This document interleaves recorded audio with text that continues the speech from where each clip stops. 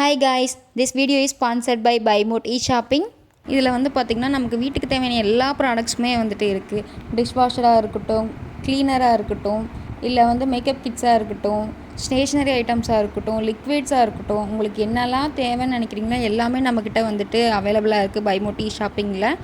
இதில் வந்து பார்த்திங்கன்னா கெட்டில்ஸ் ஆல்சோ வந்துட்டு இருக்குது. ஷாம்பு வேணுமா ஷாம்பு, உங்களுக்கு என்னெல்லாம் வேணுமோ அது எல்லாமே வந்து அவைலபிளாக இருக்குது. நம்ம வந்து குக்கிங்க்கு யூஸ் பண்ணுற மசாலாஸ் எல்லாமே வந்துட்டு ஆஃபரோடு கொடுத்துட்ருக்காங்க.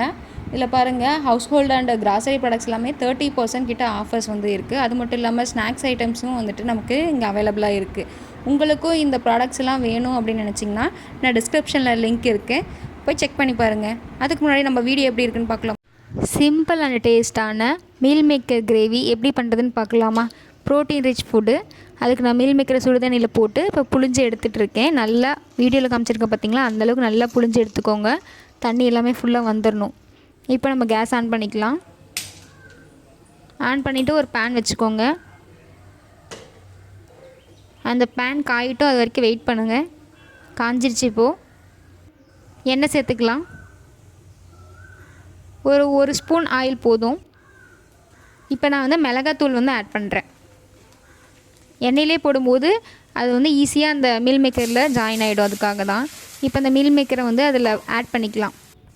ஆட் பண்ணிவிட்டு நல்லா கலந்து விடுங்க. இன்னமும் மேலேயும் கொஞ்சம் போட்டிருக்கேன். போட்டுட்டு நல்லா மிக்ஸ் பண்ணி விடுங்க. அந்த மசாலா வந்து அதில் ஒட்டுற அளவுக்கு நல்லா கலந்து விடுங்க. இப்போது நல்லா அந்த மசாலா வந்து மீல் மேக்கரில் இறங்கிடுச்சு. உப்பு வந்து பார்த்திங்கன்னா நான் ஃபஸ்ட்டே போட்டேன். அந்த சுடுதண்ணி வச்சுருப்போம் பார்த்திங்களா, அதிலே நான் உப்பு போட்டுட்டேன். அதனால் உப்பு தேவைப்படாது. தான் ஆற வச்சிடலாம். இந்த அளவுக்கு வந்துச்சு. இப்போ ஆற வச்சிடலாம். இப்போது ஒரு கரண்டி வச்சுக்கலாம். இதுக்கு வந்துட்டு மசாலா அரைக்க போகிறோம். கொஞ்சமாக எண்ணெய் சேர்த்துக்கோங்க. வெங்காயம் வந்து ஒரு 3 வெங்காயத்தை நான் ஸ்லைஸ் பண்ணி வச்சுருக்கேன். அதை வந்து இந்த இதிலே போட்டு வணக்க போகிறோம். எதுக்காக இது சின்னதை வச்சுருக்கேன் அப்படின்னா, எண்ணெய் கம்மியாக இது பண்ணும். பெருசில் வச்சா எண்ணெய் அதிகமாக ஊற்றுற மாதிரி இருக்கும். நம்ம ஹெல்த்தியானது தானே சமைக்கிறோம். ஸோ அதனால் சின்னதில் வச்சிங்கன்னா எண்ணெயும் கம்மியாக இருக்கும், ஹெல்த்தியாகவும் சமைக்கலாம். பொறுமையாக கலந்து விடுங்க. வீடியோவில் காமிச்சிருக்கேன் பார்த்திங்களா, இந்த அளவுக்கு ப்ரௌன் கலரில் ஆகணும். அப்போ தான் வந்து கிரேவி டேஸ்ட்டாக இருக்கும். நல்லா வதக்கியாச்சு. இப்போ வந்துட்டு நம்ம மிக்ஸி ஜாருக்கு மாற்றிக்கலாம். நல்லா ஆறின பிறகு மிக்ஸி ஜாருக்கு மாற்றிக்கலாம். ஒரு 5 பல் பூண்டு சேர்த்துக்கிறேன். தோல் உரிக்காமல் தான் போட்டிருக்கேன். இப்போ வந்து நம்ம மசாலாஸ் ஆட் பண்ணிக்கலாம். 2 டேபிள் ஸ்பூன் வந்து கொத்தமல்லி தூள், மிளகாத்தூள் 1 ஸ்பூன், மஞ்சத்தூள் கொஞ்சம், கரம் மசாலா, கறி மசாலா இது 2 ஒவ்வொரு ஸ்பூன் எல்லாத்தையும் சேர்த்து அதில் போட்டு அரைச்சிக்கலாம். இப்போ வந்து உப்பு வந்து கொஞ்சமாக சேர்த்துக்கலாம். இப்போ அரைச்சிட்டு வந்துடலாம். அரைச்சாச்சு. இப்போ ஓப்பன் பண்ணி பாருங்கள். இந்த கன்சிஸ்டன்சி வரைக்கும் நல்லா அரைச்சிக்கோங்க. இப்போ வந்து நம்ம முக்கியமான இன்க்ரீடியன்ட் ஆட் பண்ண போகிறோம். அதுதான் வந்து தயிர். ஒரு 3 டேபிள் ஸ்பூன் வந்து தயிர் ஆட் பண்ணிக்கிறேன். புளிக்காத தயிர் எடுத்துக்கோங்க, அப்போ தான் நல்லாயிருக்கும். இப்போ இதையும் சேர்த்துட்டு நல்லா அரைச்சிட்டு வந்துடலாம். பாருங்கள், ஒரு கிரேவி கன்சிஸ்டன்சிக்கு இதுவே வந்துடுச்சு. இப்போ அடுப்பு ஆன் பண்ணிக்கலாம். ஒரு பேன் வச்சுக்கோங்க. அதே பேனை வாஷ் பண்ணி வச்சுக்கோங்க.